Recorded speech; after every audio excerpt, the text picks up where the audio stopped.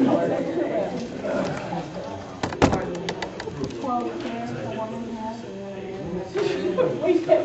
still I did after I walked in. I walked in and I grabbed my phone to put it on silent.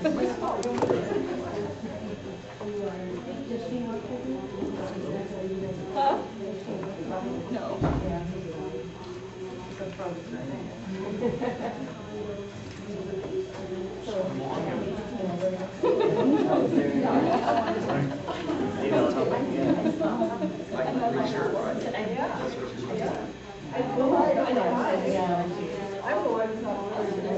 Yeah, I know. Hi, Mark.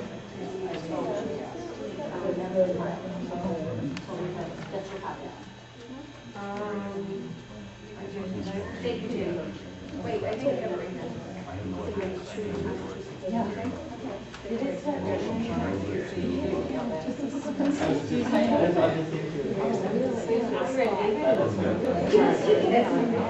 Here you go. I don't think you. That's fine. I don't want your phone because I'm sure it's Good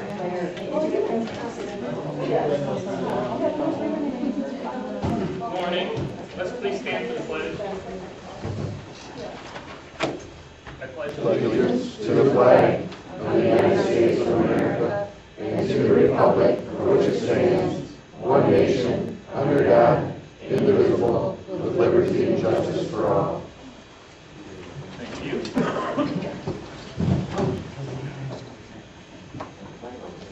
Madam Clerk, please call the roll. And Commissioner Walters is excused, he's working. Commissioner Carl? Here. Mr. Walters has been excused. Commissioner Reed? Here. Commissioner Wason? Here. Commissioner Virgil? Here.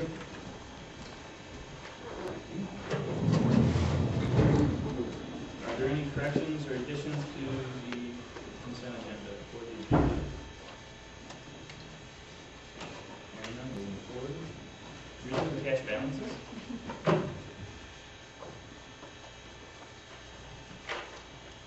General fund, $85,023.27. Advance from 516, 655,000. Advance from 239, GM, 350,000. Total would be general fund cash, $85,023.27. For the bill. Thank you. There's also, we talked in finance about appropriating, allowing the treasurer to appropriate funds from the 216 fund as needed, so. I think that's what you need. Okay. Right, so we should have that in the form of a motion. I can. Also, if we need a second, all in favor, say aye. Aye. Opposed, motion passes.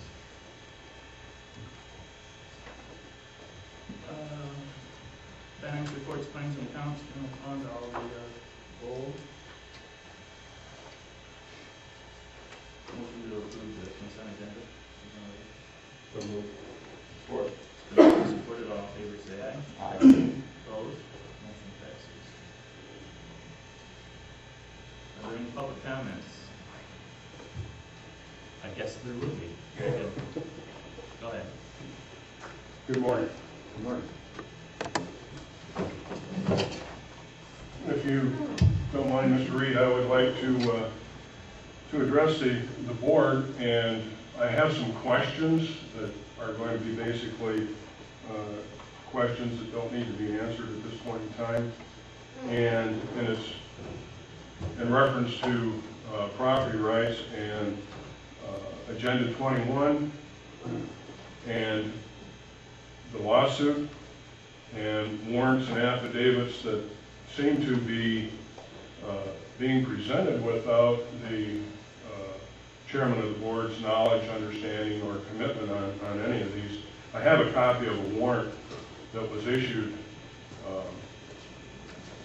on the 6th, signed by Douglas Jacobson, to take pictures of a private property party, a mud bog, where people are having fun.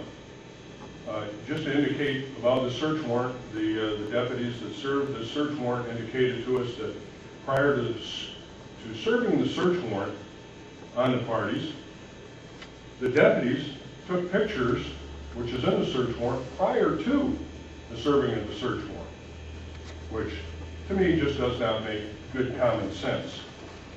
Further to that, this property is posted. It's patented private property, and the private property rights within this county and the state are being stepped on tremendously by the authorities that seem to know what the law is, but don't seem to have any idea of what the history of private property, the Enabling Act, the Northwest Ordinance, which is all part of the Constitution of the state of Michigan. The sheriff himself trespassed, and we have witnesses of his trespassing, walking around the gate with a sign that is 24 by 18. This says no trespassing, and I understand why it came there.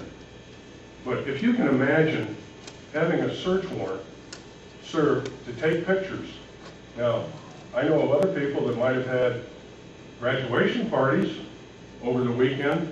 Can you imagine having uniformed police officers, the state police standing by to take pictures of your private property and having a good time with people that enjoy the same thing on private property where the state, under the definition of public domain, defined in MCL 324-301I, the definition, public domain means all land owned by the state or land deeded to the state under state law. Private property is not public domain.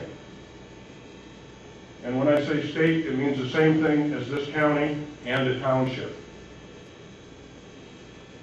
We're in a lawsuit at this point in time with the county for injunctive relief about having a good time, having mud bogs or whatever you want to call it. I was out there. I've been in the mud from head to toe. I never had more fun in my life. I felt like a dirt farmer. And it's a farm. It's 40 acres.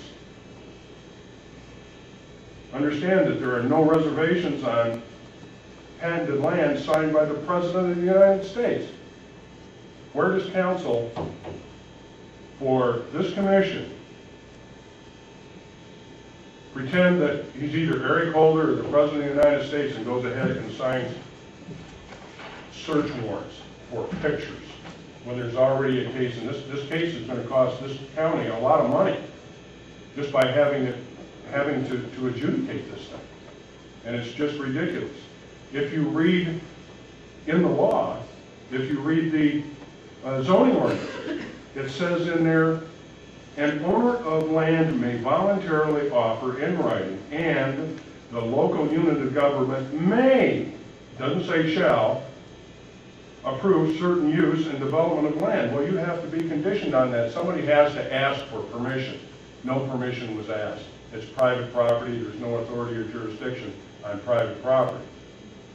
Furthermore, if this board wishes, at some point in time, I would be more than happy to give you a seminar on private property and land patents and the authority and jurisdiction that could be overstepped and stepped on our substantive rights as having life, liberty, and the pursuit of happiness. It's the only thing we got, our property. We have to stand on it. So do understand that we have to do that.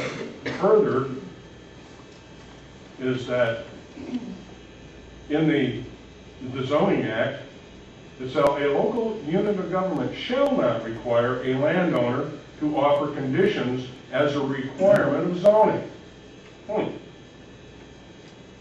Shall not otherwise affect landowners' rights under this act, the ordinances of the local unit of government, or any other law of this state. The county nor the township have a public interest in the land, nor do they have a contractual interest, monetary, proprietary, contractual interest in this property. Now, we have received FOIAs back from the township that say they do not have a monetary, proprietary, contractual interest in our property.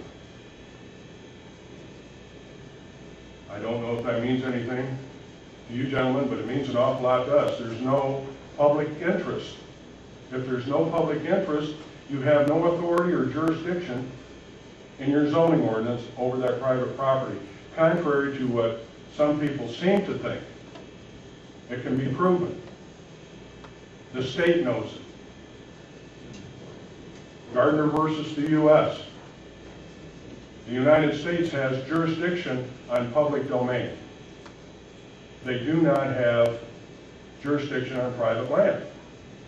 There's case after case after case that uphold the fact that a patent is the paramount title to property. And on this property, duly filed within the Register of Deeds is a copy of that patent. There are no reservations or restrictions on that patent issued by the President of the United States under the authority of the acts of Congress.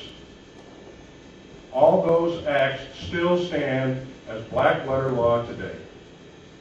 And I would ask that this commission review the oversight that has taken place by council, by the magistrate, and by the zoning administrator. And believe me, that those particular situations could develop even further. If you read the law, Title 42, Section 1942. Even further than that, if there's a conspiracy or a taking without permission, without compensation, there's possible 4th and 14th Amendment violations that have happened right this last weekend, especially under the guise of a criminal complaint in a civil litigation that is ongoing at this particular point in time. Under Title 18, Section 241, this could cause vacation times for people.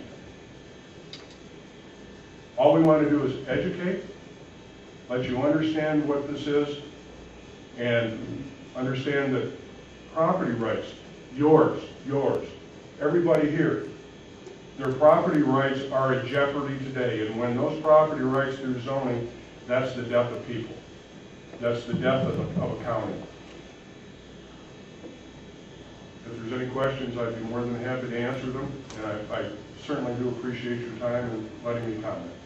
Absolutely. You know, in defense of this board, you know, this isn't the commission that handles this, and we have very little knowledge of the mud bog.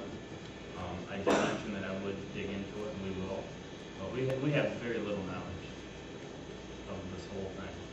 So It's just amazing to me that when the commissions have authority to start litigation, spend money that the county doesn't have on frivolous, meritless litigation, and it can be proven, and it has been proven.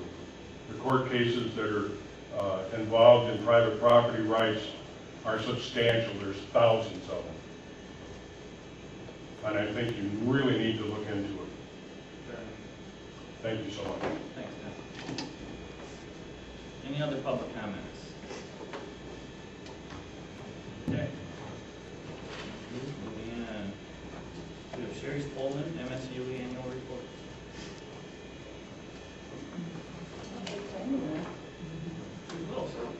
I've distributed the annual report to all of you at your desk, and I've also sent it electronically to Josh, if anyone is interested in having it forwarded to share with your constituents. That is available in a PDF document. What I'd like to go over this morning is the annual report for MSU Extension in Gladwin County for the calendar year 2012.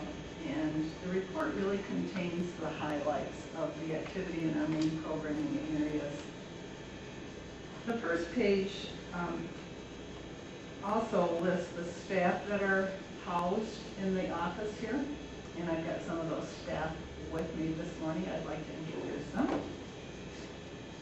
Here on my left is Michelle Stiglich. Some of you have met her, some of you haven't. Michelle was new to us last year as a 4-H coordinator, replacing Nancy Petrie. So we did have a shift in 4-H last year. Michelle works in both Gladwin County and Clare County in 4-H. She's half-time in each county. I don't think any of you know Val Priscilla. Val is still in this office and provides children and youth work across the state in academic success and in career development, workforce prep and career development. Coral Beth Raleigh is our nutrition program instructor, providing nutrition information and education to persons who are income eligible to receive a food assistance program. And Cable Thurlow, who is our lead educator, and also has been in this office a long time. I think most of you know Cable. And also on page 1, I have some of the numbers of work in the office last year. Soil tests, the number of youth involved in, who are actually members in 4-H clubs, and total youth served in the county, as well as the number of people who were served in our nutrition program for low-income residents, which is almost 700. I wanted to mention 2 other staff members. The one is Debbie Mason. She's the office manager that the county employs on a part-time basis to help us with clerical work and to answer the phone and greet people and so on. She provides a lot of support to all of our programs, especially 4-H. And Tracy Volk is in the office too. She does clerical work for our nutrition program. Great staff. And then on the next 2 pages, page 2 and 3, really are highlights of our health and nutrition program, mostly what Coral Beth does in the county. She does adult nutrition with a couple of different curricula, mostly Eating Right is Basic. Some of her community partners are Michigan Works, Community Mental Health, and Maple Manor. When we do programs like Eating Right is Basic, I think it's important to know that we actually meet with clients on an ongoing basis for 6 to 8 week sessions so that we give them a lot of education and opportunity to change some of their habits to improve their nutrition and their overall health. We also provide nutrition for Project Fresh and for Senior Project Fresh. We work with the health department and the senior centers for that. We do that across the state. You can see on the bottom of page 2 some of the outcomes for our programs in Project Fresh. Project Fresh is when the customer, the resident, gets a coupon so that they can actually redeem it for local fruits and vegetables. So it goes back into the local economy, which is really important. Senior Project Fresh is really taking off in the state. You can see in Gladwin County last year there were 1,380 coupons distributed, or probably 138 books with 10 coupons in each, and almost 92% of those were redeemed. So that's really a good redemption rate. We also provided youth nutrition with the Sparks program.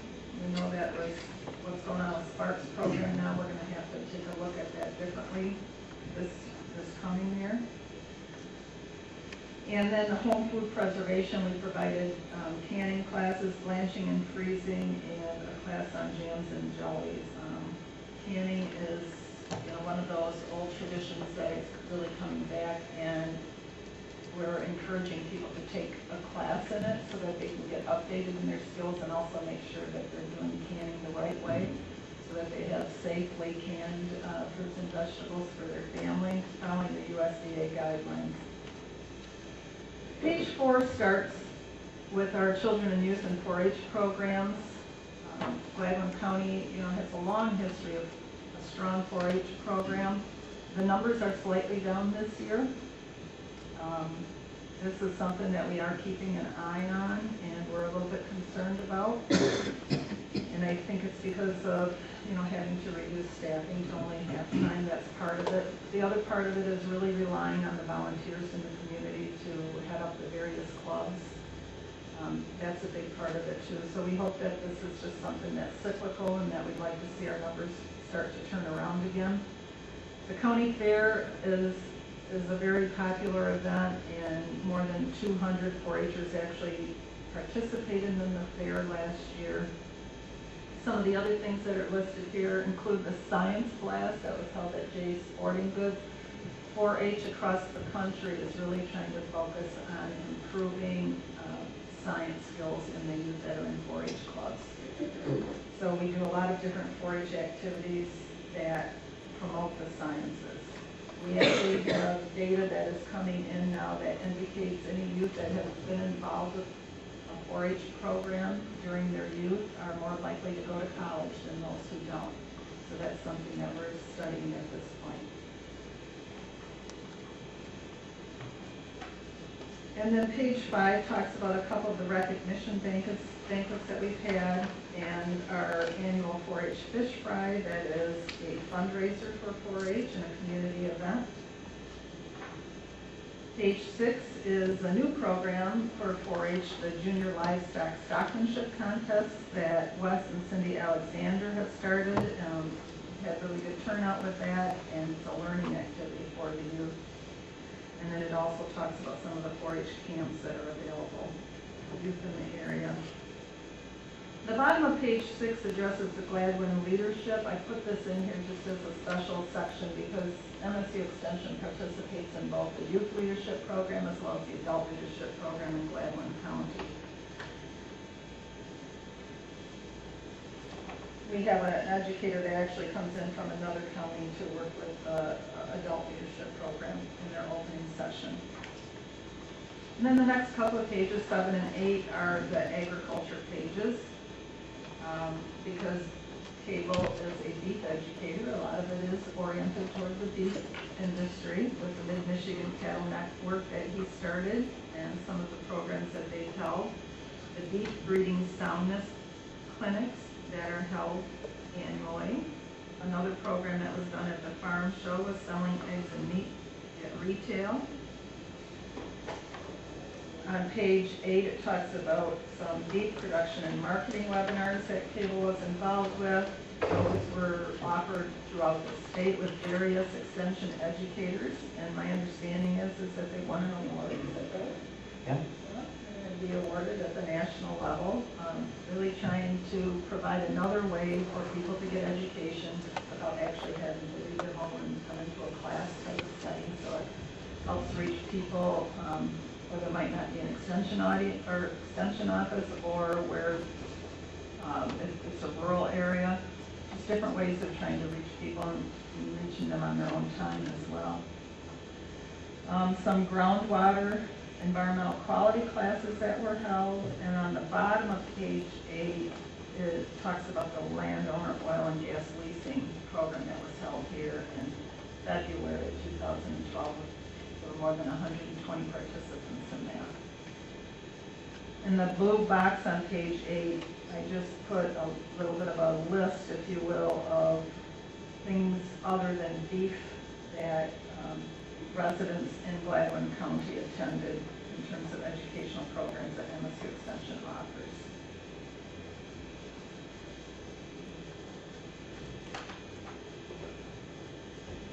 And then page 9 has some information about our Master Gardener program and some of the locations in the Gladwin area where there are Master Gardener projects. And on the bottom of the page from our Greening Michigan Institute, programs for government and public policy, including the Michigan Northern Counties Association, which you participate in, as well as the new commissioner workshops that are held every election cycle. Then the second to the last page that isn't numbered, there I have listed, just for your information, the statewide network of extension educators that serve this county in all the different specialty areas. So if somebody had a question about blueberries, we would know who to contact to have them work with them on blueberries, or if there was a Christmas tree production going on here. So we have different educators that specialize in different areas, and with the statewide network, we can get an educator to come in and work with your residents or producers here. And on the right-hand side of that page are some really important websites and telephone numbers for any type of questions or information that people are looking for within MSU Extension. There's a lot of really helpful literature available, either at our bookstore or on our website. The last page is a new document, and we've been working on Spartan Impact. And what this really is it goes beyond the impact that MSU Extension has in the community or in the state. And it talks about what MSU in general, the impact they have in the state. What's not included in Gladwin County's profile is the number of youth that are attending MSU, because that number is less than 10. And so they took that as a cutoff. If the number is 10 or less, they weren't going to put that in there, because the other number that's linked to it in most counties is the amount of financial aid that is contributed to the county. And they didn't want to, be able to identify anybody, I guess, with that. But it does list the number of alumni residing in the county, which is quite a large number. The number of alumni with master's and doctorate degrees, the amount of spending with local businesses. If you take a look a couple of lines below that, the number of vendors is 18. That $44,000 is spent amongst those 18 vendors. The total economic impact number is really a formula that the company used, the Anderson Economic Group, when they took a look at all of the money that is being spent by MSU in the county, and they turn that over in the economy. And the number of 4-H youth and adult participants includes all of the youth that are served in the county, not just in a 4-H club per se, as well as the adults that help in that endeavor. The Product Center sessions are actual counseling sessions through the MSU Product Center for anybody in the community or in the county that is thinking about starting up a business that is food-based. So that's the report. I would welcome any questions that you might have at this time, or ask the staff if they have anything that they would like to add. Seems to be a lot of good information in there, and I'm just curious if that's not the township as well. It's our Annual report? annual report. We could do it. We could send it out. I think we got to. We have a list of the township supervisors. I can do that. Do we? I can do that, Okay. just go for the team. I know last year we talked about that, and some of the commissioners wanted it electronically to be able to do that. I don't have all those email addresses, but hopefully somebody does, and we can work that out. I'm gonna do it while you guys are talking. You're good. Okay. Kelly? Ma'am, my name's Kelly Bauer. I sit on the school board. I'm interested in the Sparks program. I know we didn't get the grant. What is it that the extension office did for Sparks? We did a nutrition program. Okay. Is there any way, with all the stuff that you're involved in, that with a coordinator, say somebody like me,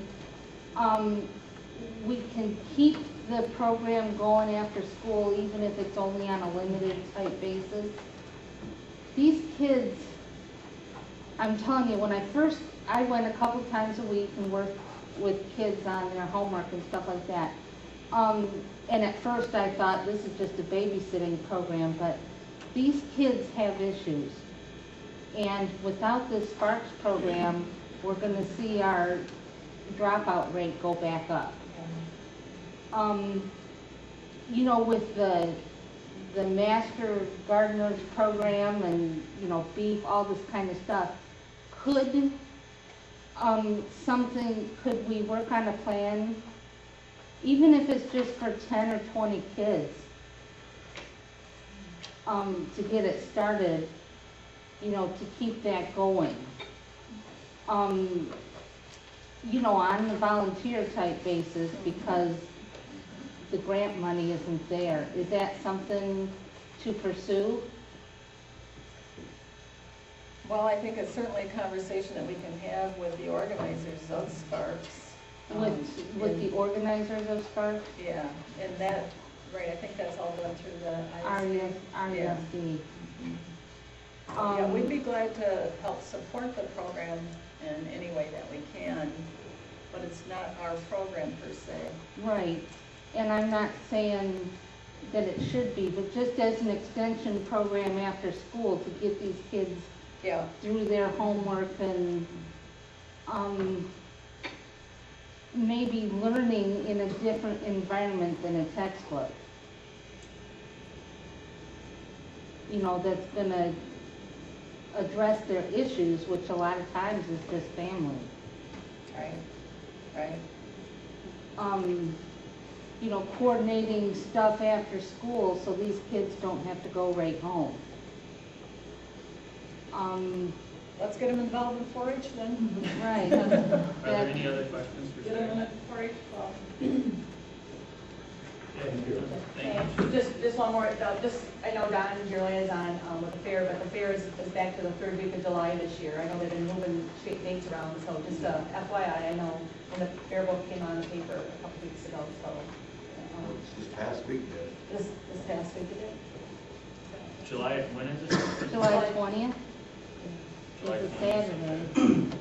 21st to the 27th, yeah. Animals start coming in on that weekend, so.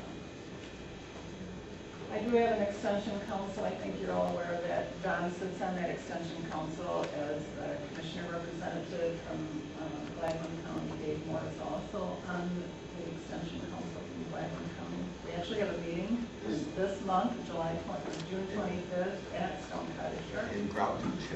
There you go. Thank you so much for your support. Thank you. Bill Mason.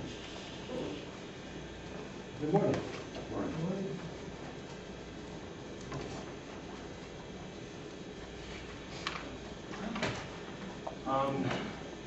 The tax rate request for the mills to be spread on some tax rate. There's no mill introduction fraction that would reduce it, so it's the same as what was last year, 0.4052 mills be levied. And that would need to be followed through with a resolution to adopt that. I don't know what you would like to hear. Do you need a resolution number to do that, or what? Support of that? Back from April 9th, we did equalization. We had taxable values in. They're not to be reported yet because we're working on assessed and county equalized at that time.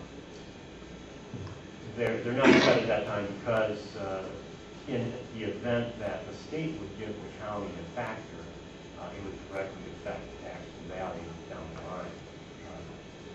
To the state's analysis of equalization procedures, there's no deficiencies, so there's no factor. So we have that same taxable value we had at that time now. And the mill introduction fraction, which is calculated again, didn't result in a reduction in mills, so that's how we come up with the same mills as what we had last year. Okay. Do we have a motion? It's been moving and supported. Madam Clerk? Commissioner Carl? Yes. Commissioner Lopez was excused. Commissioner Reed? Yes. Commissioner Whittington? Yes. Commissioner Burgo? Motion passes. Thank you. Anything else for Bill? Questions? Thank you. There's some extra people in the audience, and I just want to make sure I didn't miss anybody on the agenda. Anybody want to be? Okay. I guess I did that right.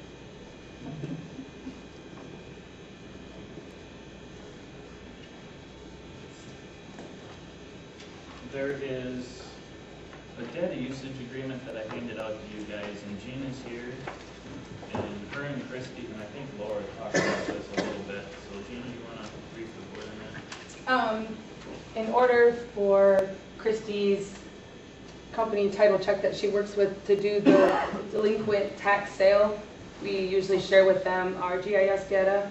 Last year it was a certain number of parcels, and this year, because the parcel number is so great, it would be very time consuming for me to just cut all of these individual parcels.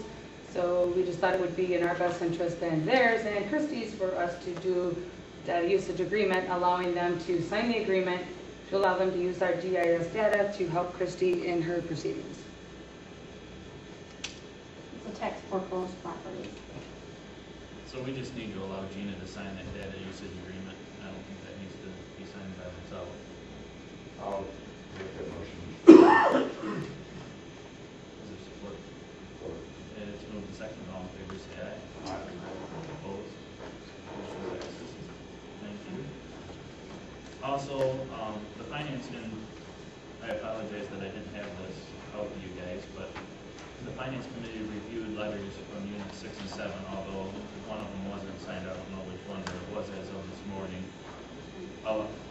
Essentially, it just allows the treasurer or the clerk to utilize her clerks and manipulate them around not to cost overtime on Fridays. And we've got those letters back. I guess I'd entertain a motion to sign these letters of agreement allowing that to happen. So essentially, they'll be using, what's the easiest way to They would just still work a 4-day week if this week. Depends on if they're working Friday, if they're working They'll take- Tuesday through Friday, or Right. rest of the work. They need to be done individually or have to be stored. Yeah, there's 2 of them. You can go down both together, they're the same language. Support. It's been moved and supported. Do we need to do a roll call? Probably not. All in favor, signify by saying aye. Aye. Opposed? Motion passes. I got that. Committee reports. Again, Commissioner Walters, I believe, is down in Grand Rapids working. He hopes to be here at the next meeting. I'm going to pick up a couple township meetings from Commissioner Carl. I attended the Central Michigan Health Department meeting with Commissioner Berger last month, and the township meeting started tonight. So, Commissioner Burgo. The township meetings for out in Beaverton, and the feedback on the mosquito control idea is positive. They're interested. That was which townships? Last night it was Beaverton Township. What is there, 7 townships that currently have drone control? Three, I think. How many? I think there's 3 currently, and I think a couple other townships do it. They just don't have a millage for it. But there's, I think, 3 that have a millage, am I right? Yes. About on the Seacourt, you know, And Buckeye. about that. And there seems to be though, because of this weather system this year, and the double incubation of the mosquitoes. Yes, that wet spring we had, Yeah. the flooding that we had, Yeah. reached all those areas where those larvae have been hiding, therefore woke them up, and it's bad. So they express support, interest, so we can add influence to. We are interviewing next week. We have 8 candidates to replace Mary Cushion, the director for Central Michigan District Health. That's a big hurdle.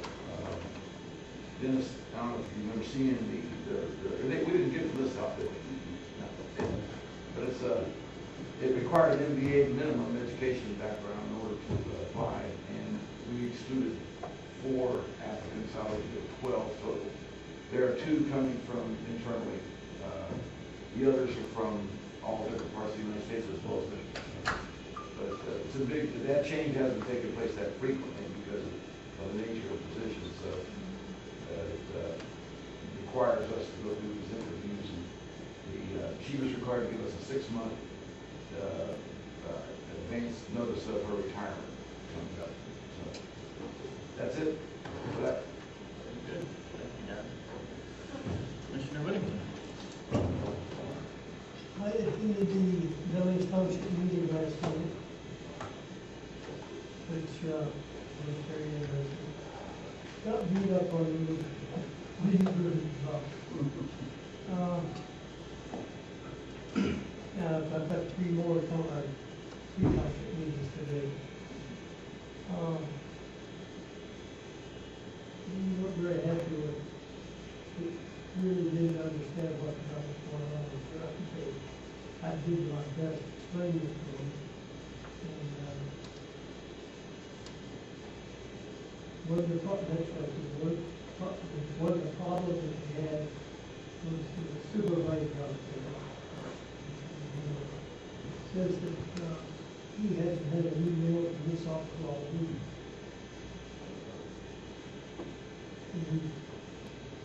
I'll talk to him, I don't know what he wants. Well, he said he used to get us the term and almost days. I have no idea. Fair enough. I'll find out what he wants, I don't know what kind of emails he's looking for.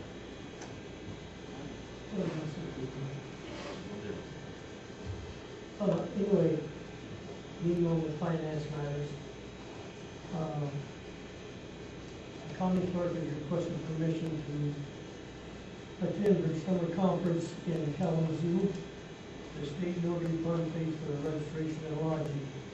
Motion is being to allow the clerk to attend, and that she is reimbursed for her lodging costs. And I would make that motion. Support.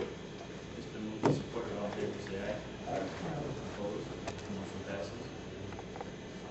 Lieutenant Troy Revenue has submitted a payment of 50 hours of unused PTO time for his contract. A motion is due to authorize the clerk to make payment of $1,204.50 to Lieutenant Revenue. And I will make that motion. Support. And it's been moved and supported, all in favor, signify by saying aye. Aye. Opposed? Motion passes.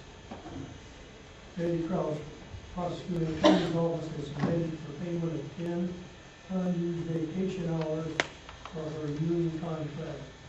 The motion is needed to authorize the clerk to make payment of $161.40 to Ms. Potts.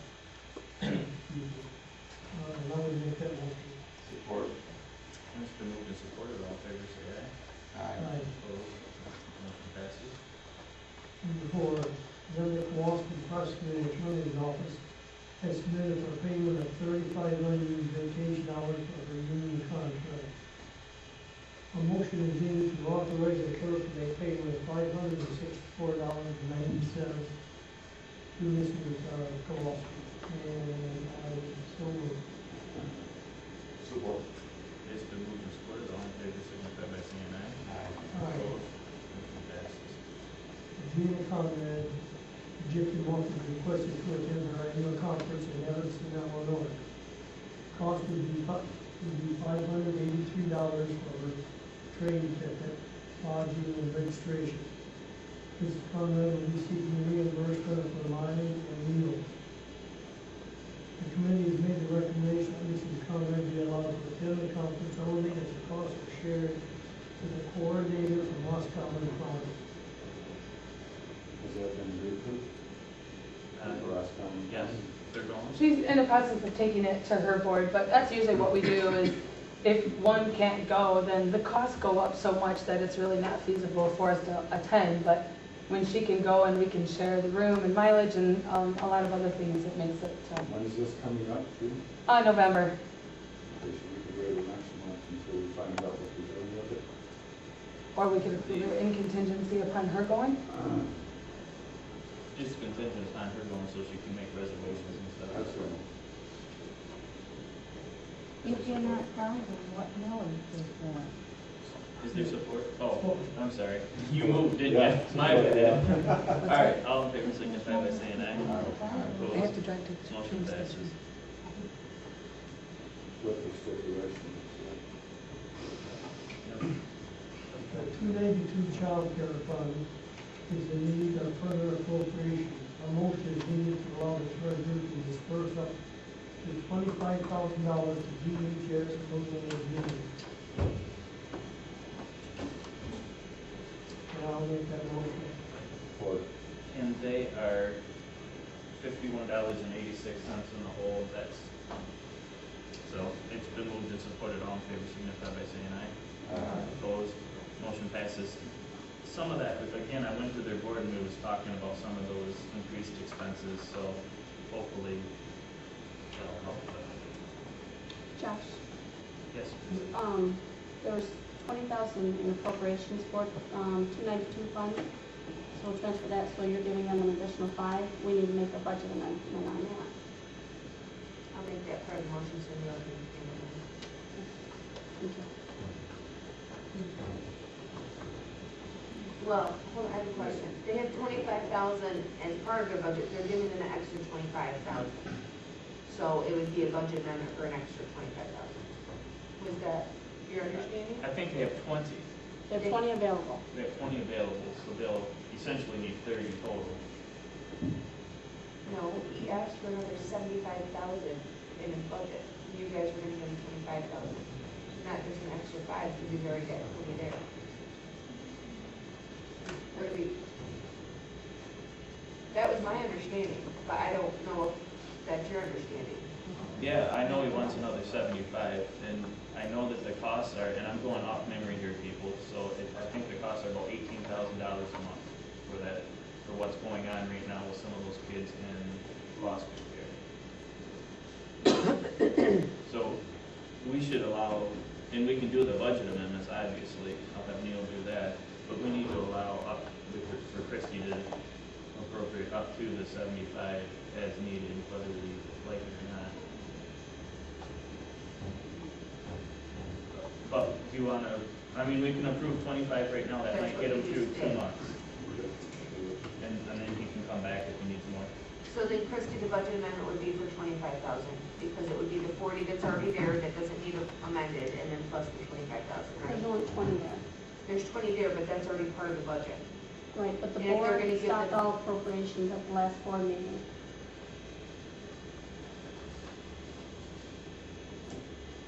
So I didn't make the transfer. Fair We're enough. holding the check. So our motion just needs to include allowing Christie to transfer the 20,000 and then an additional 25 if needed. If we do that, it's clean and I can have Neil do a budget amendment. And that should buy him at least 2 months. So then I guess I would say that you need to do another motion allowing for appropriations Of of the that fund and 20,000. any other fund that you want to do, because as of last meeting, all appropriations were cut off. So I think we had talked about doing a list of who's cut and who's not. So let's transfer the 20 for now, right? That's what we moved on. No, that's not what you moved on. Okay. You just made a motion to give them an extra 25,000 in addition to what's already there. That's the way I understand it. Correct. Because Daryl's request was for an extra 75,000. You guys gave him 25,000 to start. The board then would just need to make the motion that I be allowed to transfer the remainder of the 20 and then the 25 as needed. And the Because there's a remainder of the hold funds on is that. 20,000, right?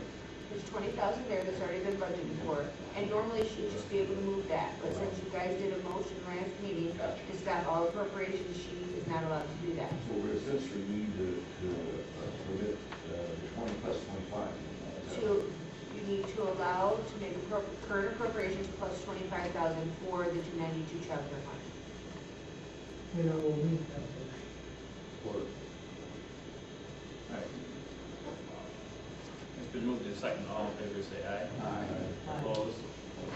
Motion passes. And we will, this will be another one of those funds we'll put Neil on, because I know he's talking with Mary Cushion at the health department right now. He's in that process, so we'll get him on that one next. And again, this boils down to legalities and what we're statutorily required to do, and we just don't know all of that. I've alerted him that he will be a slow pay on the 90,000. The code for the balance of the account. Fair enough. Okay,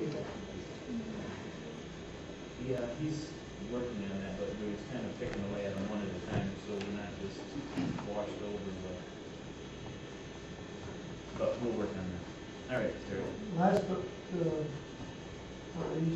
Robin Brewer and looked at daycare across the street and has entered into a lease agreement with Gladwin County to lease a small piece of land by the health department, playground area. Motion being to allow the chairman to sign the lease agreement as presented, and I would make that motion. And I'll just add that I have a copy of her insurance liability, which is what we required, and she paid the treasurer. She did, So, for the balance of the year. fair enough. It's been moved and supported. All in favor, signify by saying aye. Opposed? Okay.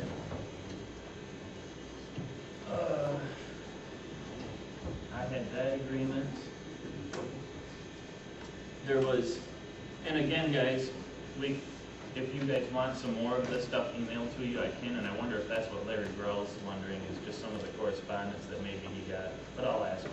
Yeah, you could ask him, he was,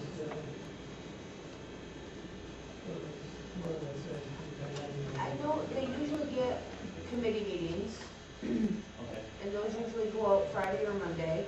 So we're used to seeing those Friday or Monday, and then I know they all get the agenda, Okay. which also usually goes out Friday or Monday. And again, I want to state, like for this week, for example, I have no idea of any committee meetings other than EDC, which is tomorrow at 8:30. So people need to. Okay. There's a land bank meeting Thursday at 10. And that was on schedule. and I might have used to And I posted the EDC last night. That's 8:30 in Beaverton. What time's your airport? It's 8:30 on Thursday.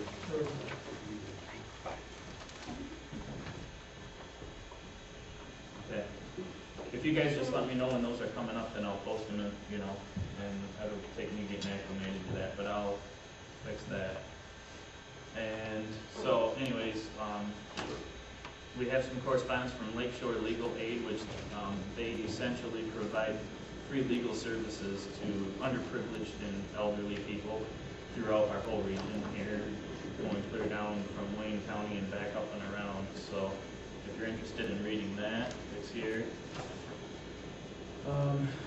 There's Michigan Medicare Medicaid Assistance Program information and some other funding that's available. They're just letting us know about. There's a mental health. This is for Central Michigan. The next regular meeting. Am I supposed to post this or send it out to anybody? They're just letting us know when the next mental health meeting is.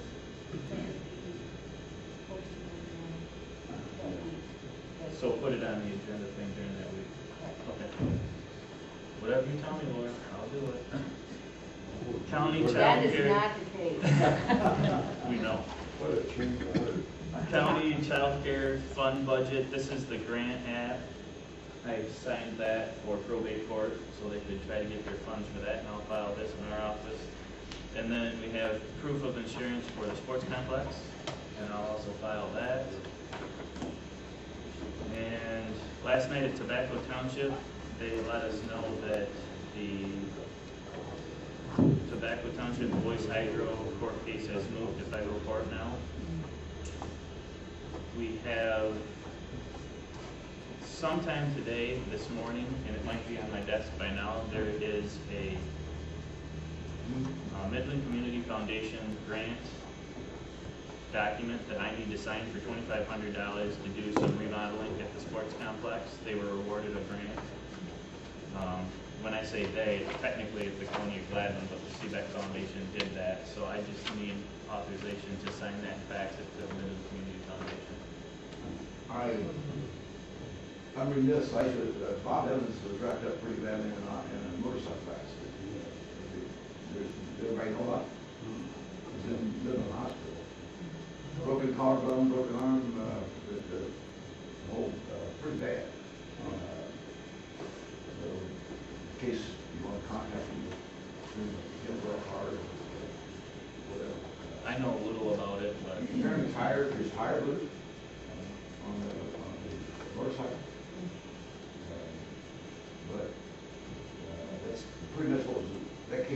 Beaver Township anyway. I heard he's stable. I don't know much beyond that, so I've heard he'll be working. Anyways, I need authorization to sign that grant document. So moved. It's been moved and supported. All in favor, say aye. Opposed? Motion passes. Phone calls, I think we have that, it's redirected now, and like I've had 2 phone calls since Monday, and we know it's working, but essentially people call, like Carmen mentioned to us, but they need the treasurer's office and the clerk's office, so that seems to be working well, but if you hear of somebody that's trying to call through and they can't get through, we need to know about that so we can change our voicemail back. The board folders, I'm just wondering if those were good enough. Do you need more information, less information, or just play it by ear for right now? Yeah, the agenda would be one thing The agenda and the finance matters is good. because I review those and Everything else, I'll get to you digitally and most of it's pretty routine, but that part, I missed that sequence. okay. Doug is working on the tower agreement, which essentially we would split the total yearly costs. So I dropped that off to his office. He'll be working on that in the near future here. I just was going through my emails here and I see that district court contacted us and they were unable to find somebody internally that could type better than 40 words per minute. So they wanted to hire from without. And so I guess it was kind of an FYI, unless they wanted to go back to finance. I still would rather them try to hire from within. I don't know, that's just what's mentioned here. So,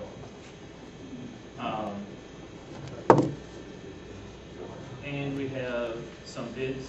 I understand just for the box cutter, so we still have that tractor left. So Lord can open those bids on the box cutter. And then the tractor, with board approval, I know there's an upcoming auction. I don't know if you guys want to get bids from auctioneers or if you want to just define the next auction and consign it for, I know we just asked $3,000 for it and we didn't get it, so. Or do you want to just put it for sale out front and take the highest bidder again? Sometimes you do better with the auction.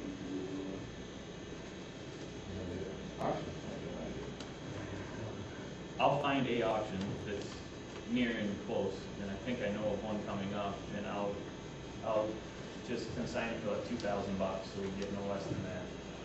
Fair enough. Go ahead, have an motion. Yeah. I'm sorry, what was the motion? Oh, I'm gonna find an auction. Bids, okay. 2,000. It's been moved, supported. I'll support it.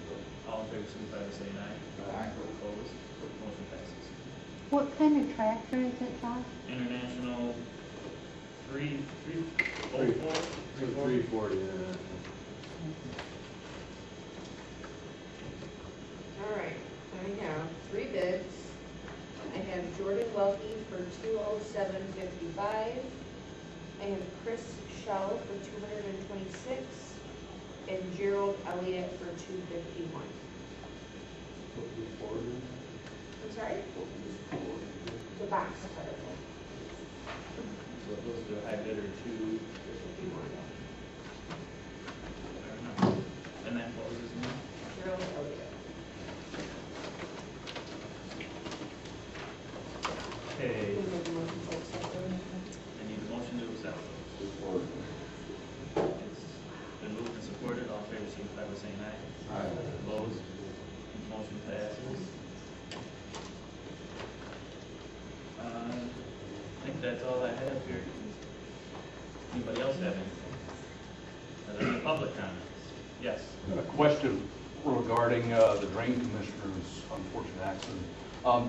Is the committee aware of whether the recent FEMA maps were submitted prior to Bob's accident?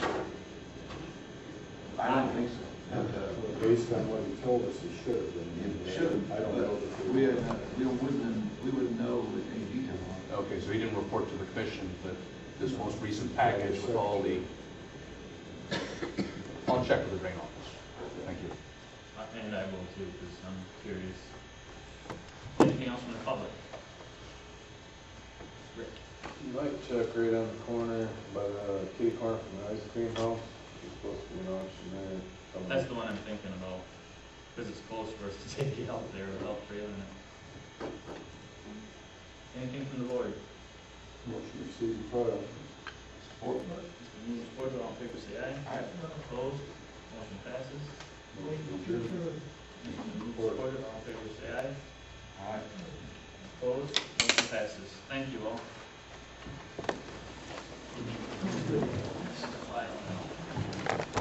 $10 go in, that's not gonna be a big deal. People from out of state that we ask on pure Michigan to come and visit here, use our road. Let them buy their gas in this state and pay the road tax if they're on. That's what we need to do. And that's, one of the arguments, about increasing, fuel taxes is when you do get people out of state who are paying that. There's always the question of, this direction we're going where fuel is more expensive, cars are becoming more fuel efficient, is that the best, most stable way to fund our road? I would say probably the consensus developing now is probably moving away from that model, just because it may be a diminishing kind of thing. But you know what? Transportation definitely on the governor's agenda, and trying to fund infrastructure will definitely be at the forefront of this session's debates. I will tell you that there's not a consensus on many different proposals are out there, different ideas, and so I wouldn't expect a quick resolution on that, but it certainly is something that this next legislature will discuss. People are giving you a chance to do something and you haven't done anything. The legislature hasn't done one thing about roads that has come out of Lansing in the news that you've done anything. There was, like you said, the registration, that's in-house. I'm talking about the people that come in and use our roads out of state or out of country. And there's more people coming in and forth from Canada. Okay, yes, sir. Just so we have a grasp on things, you have off the top of your head how much in fuel tax right now, and to reiterate, I drive less because the cost of gas is so expensive. Raise the price of gas more, I'll drive even less, because my budget is only so much. So do you have an idea how much? I don't have the exact numbers, but I will tell you one of the misconceptions is people think that when gas prices increase, that somehow there's more road money to come in. That's not the case. It's kind of a fixed amount. And so when gas prices increase, that actually hurts the roads because people drive less, there's more fuel efficiency vehicles that people get, and as a result of the funding emissions. So that's why it's not considered. We've got the state gas tax is basically a fixed 19 cents per gallon, which has been that way since I believe '97. And county road commissions only get like 6 cents out of the 19 cents, and that's basically spread out based on miles and the formula, the number of primary roads, and stuff like that. But like I said, that's been fixed for quite a few years, and our revenue from the gas tax has been pretty flat for 10 or 12 years. So, And there are different rules from it. I was just gonna say, the other thing we have to remember is that we also have 6% sales tax on our fuel, which makes our taxes high on our fuel, but higher than most states, but very little of it goes to road funding. So that's goes to general fund. That's something that needs to be addressed. we talked about road taxes, we talked about going to road only, that's the part. We were talking about anything different from sales tax or that. Specifically, a 3-cent tax on road money only. That was what we talked about, and I haven't heard of anything else. I wasn't sure about that. Yeah. Well, that's because it's not.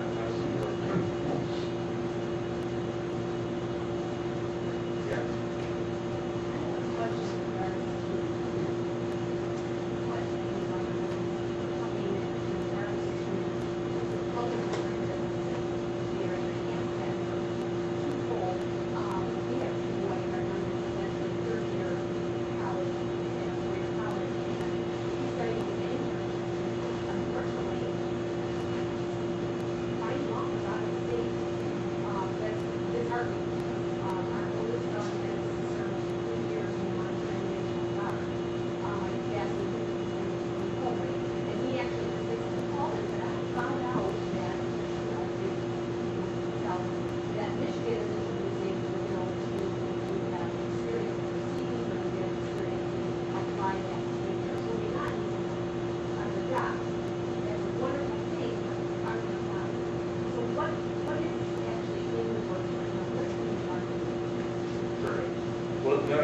Great question, and yes, to get to your son's, we are trying to get more credit for the skills that have been developed in the military and service line with their certification. And so it would be a real benefit on the mission. Both math skills, or just very right. You know, a lot of this has to do with what will encourage people, employers, to hire. And at the end of the day, they have to make their business model work. And so we're trying to reduce the cost of doing business. I have to say one thing, you know, the legislature can't go out, the governor can't go out and say, okay, we're going to spend this much and you hire this many people. What we can do is make Michigan attractive as possible. And so personal property tax, now I know there's concerns about, you know, how do local communities, are they affected by that? But at the end of the day, when you have states like Indiana that don't have a personal property, you know, if you're going to invest somewhere, if you're going to invest somewhere where you're penalized for making that investment, no, you're going to go somewhere where, you know, you feel like you're appreciated and not built. So that's one that for more industrial jobs. Small businesses, eliminating the Michigan business tax was a huge step forward for them, and gives them more freedom to hire people. Now, we don't mandate that they have to hire people, but it gives them the opportunity to have some more ability to hire if they have the opportunity. So those are two. The other lever you have is regulatory reform, which says, you know, what are we doing in state government that is really restricting investing here or expanding here. You know, I think the governor has really set a good tone when he talks about customer service. Now, that's been a real, you know, coming from the private sector, customer service was a big thing in his business background. You know, I've seen a difference in how the departments view Michigan residents as customers and trying to be cooperative. You know, that it used to be that the DEQ kind of had an attitude of basically appreciate that. You know, it was kind of an attitude of, we know you're doing something wrong and we're going to find out. You know, and I don't mean that in the way, you know, they've got a tough job. But there is a way to say, okay, we're going to enforce the law. We're going to make sure that people who are bad actors, you know, have consequences. But we're also going to try and find out how we can get to a